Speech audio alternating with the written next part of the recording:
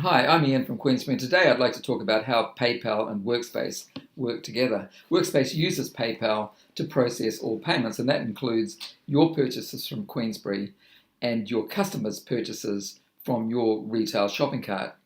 We also use it to pay out the profits into your own PayPal account on those retail sales. But that doesn't mean to say that you'll need a PayPal account. You'll certainly need one if you want to receive payments, but if all you're doing is paying for purchases, and the same applies to your customer, all you need to do is pay by credit card using the PayPal platform, and this is the way that works. This is a typical PayPal payment screen, and here you can see that you have the option to log into your PayPal account. PayPal knows your credit cards, so you don't need to enter the details of that anymore, or you can pay from the balance that you might be carrying in PayPal. But alternatively, all you need to do is click this button down here and pay with a debit or credit card in the normal way. So how to open a PayPal account, assuming that you need one? Well, the first thing you need to do is decide, do you want personal, premier, or business? I don't see why you shouldn't just start with personal, because they all allow you to receive and make payments, which is what we want to do, and you can always upgrade your account later. So what does that look like? If you click on the sign up button for a personal account, you will see this screen. All you need to do is enter in your country and your email address, and your email address will be the unique identifier. An email can be only associated with one account, and then of course you need to enter in a password and click continue, and when you do that you'll be asked for some more personal information, and once you've agreed to their terms, click agree and you've got a PayPal account. But you're only just started really, because now you need to add a bank account and credit card. Credit card to make payments in the way that I've just described, bank account for the reasons which I'll explain now. What's going to happen is your customer is going to make sales in your shopping cart, and assuming that this includes Queensberry products, Queensberry will collect the money and pay out the profits on that sale into your PayPal account on the 10th of the following month. What you need to understand is that we cannot pay from our PayPal account directly into your bank. You need to do that. So the system that follows is we receive the payment on those sales, we pay them monthly into your PayPal account, and then you transfer them into your bank so that you can spend them. And this is what that looks like, how you set up a bank account. Click on Profile up here, and you'll see these options, including one to add or edit a bank account. Click on that link and set up the directions. It'll only take a minute or two. It looks a little different if you've got a business account. Click on Profile again, but you've got a sub-menu. You click Profile and Settings, and you're gathering basically the same information but on a different screen.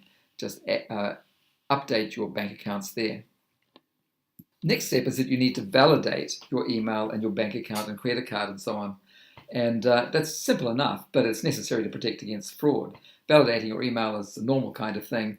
An email will be sent to that account and you respond to it. Your bank account's a little bit different.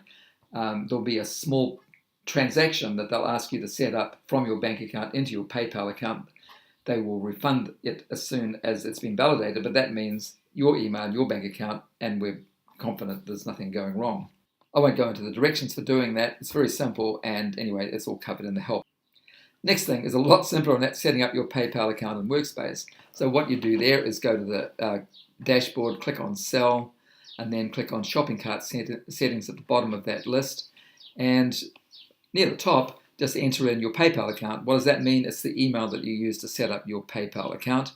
Click Save, and that will be the email that's associated with your PayPal account and into which we will pay your profits. Just be a little bit cautious. This may not be the email address that you use to set up Workspace. That doesn't matter, but sometimes it can lead to a bit of confusion.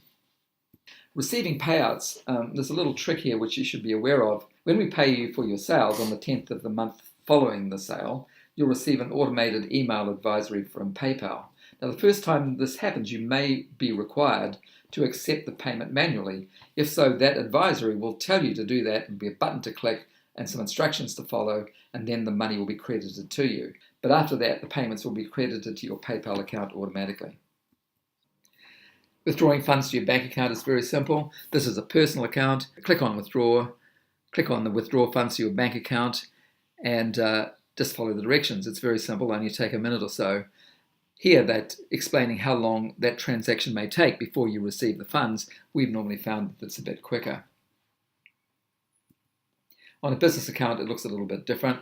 We're on the balance menu, click on transfer money, and when you do that, this pop-up will come. Transfer funds from a particular currency. In our case, we have 6 of them, and to, and you nominate the bank account that you want those funds to be transferred to. Click continue, and it's done. And that's all there is to it, really. Thanks for listening, and I hope that was helpful.